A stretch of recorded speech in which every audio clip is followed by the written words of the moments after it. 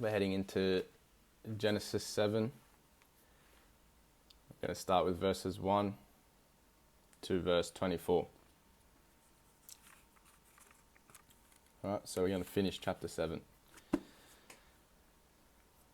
Hopefully you've been following along. Right, we're going to start off with a quick prayer. Dear Lord, as we read your word, I pray that you give us your wisdom and your knowledge and the guidance to understand your truth and your truth only. I pray this in Jesus' name. Amen. Chapter 7, verse 1. The Lord then said to Noah, "Go into the ark, you and your whole family, because I have found you righteous in this generation." Right? Again, Noah wasn't sinless. He was righteous because he believed in God.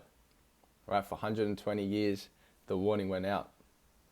But when judgment came, only Noah and his family entered the ark. Right? The invitation had been open to everyone. Now the door is about to close. Verse 2 to 3. Take with you 7 pairs of every kind of clean animal, a male and its mate, and 1 pair of every kind of unclean animal, a male and its mate. 3. And also 7 pairs of every kind of bird, male and female, to keep their various kinds alive throughout the earth. Right, so clean animals would later be used as food and also as sacrifice. Right, so God is thinking ahead of time. Right, so even in judgment, he's preparing for, restoration, right, of the world. 4. 7 days from now, I will send rain on the earth for 40 days and 40 nights, and I will wipe from the face of the earth every living creature I have made. Right, so after 120 years of building and preaching, there's now 7 days left. Right, 7 days shows us that grace has a limit. Okay, God waited, God warned, and now judgment is set. Okay, verse 5. And Noah did all that the Lord commanded him. Right, there was no argument, there was no delay, just simple obedience. Verse 6. Noah was 600 years old when the flood waters came on the earth. 7.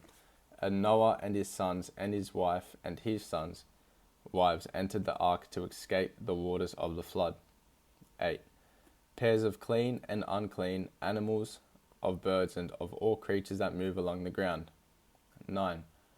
Male and female came to Noah and entered the ark, as God had commanded Noah. So Noah was 600 years old when the flood waters came on the earth. Right? Notice something important, that Noah didn't gather them. Alright? They came. Right? God had brought them. Again, when God commands creation, right, it responds to him. Verse 10. And after the 7 days, the flood waters came on the earth. So they waited, and now the flood's here, right? It began. 11. In the 600th year of Noah's life, on the 17th day of the 2nd month, on that day of all the springs of the great deep burst forth, and the floodgates of the heavens were opened. Right, so this wasn't ordinary rain that we see today, right? The water came from below, and water came from above. Right, the earth ruptured. Right, the heavens collapsed. Right, it was total catastrophe. Right, you got to remember, it wasn't just simple rain that came down and it flooded. No, it said rain came from above, from below. Everything ruptured. The earth ruptured. Right. 12. And rain fell on the earth 40 days and 40 nights. Now 40 days, that's a time of testing and purification, right? God was cleansing the earth of corruption. Verse 13. On that very day, Noah and his sons, Shem, Ham, and Japheth, together with his wife and the wives of his 3 sons, entered the ark. 14. They had with them every wild animal according to its kind, all livestock according to their kinds, every creature that moves along the ground according to its kind, and every bird according to its kind, everything with wings. 15. Pairs of all creatures that have the breath of life in them came to Noah and entered the ark. 16. The animals going in were male and female of every living thing, as God had commanded Noah. Then the Lord shut him in. Right? Notice how it says, then the Lord shut him in. Right? God closed the door. No one else could enter. So when God shuts the door of salvation, it stays shut. Right? It doesn't reopen. When he shuts that door of salvation, no one can get in. Right? So you have to make sure you get in before. Simple as that. Verse 17. For 40 days the flood kept coming on the earth, and as the waters increased, they lifted the ark high above the earth. The waters rose and increased greatly on the earth, and the ark floated on the surface of the water. Right, so as the waters increased, they lifted the ark high above the earth. Right, the same waters that destroyed the world lifted the ark. Right, so there's judgment outside, right, and it's safety inside. 19. They rose greatly on the earth, and all the high mountains under the entire heavens were covered. 20. The waters rose and covered the mountains to a depth of more than 15 cubits. Right? So the waters rose, covered the mountains to a depth of more than 15 cubits.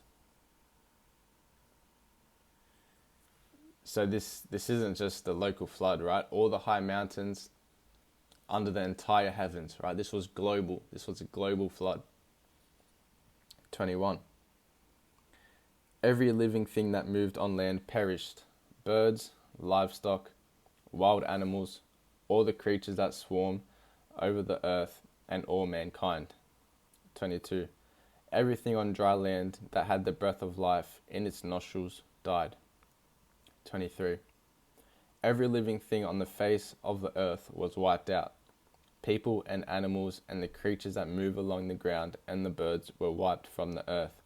Only Noah was left, and those with him in the ark. Right? Every living thing on earth perished. Birds, livestock, wild animals, and mankind. Right? All mankind perished. Everything on dry land that had the breath of life in its nostrils died. Every living thing on the face of earth wiped out by that flood. Right? It says only Noah was left, and those with him on the ark. Right? So this is total judgment, right? Total destruction, right? For everyone except those that were on the ark. 24. The waters flooded the earth for 150 days.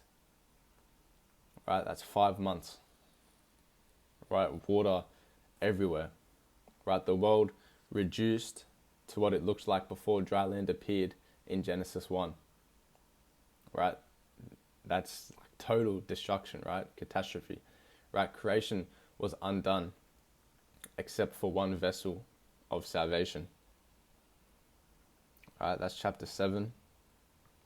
A few thoughts, right? So it definitely wasn't pleasant to be outside that ark, right?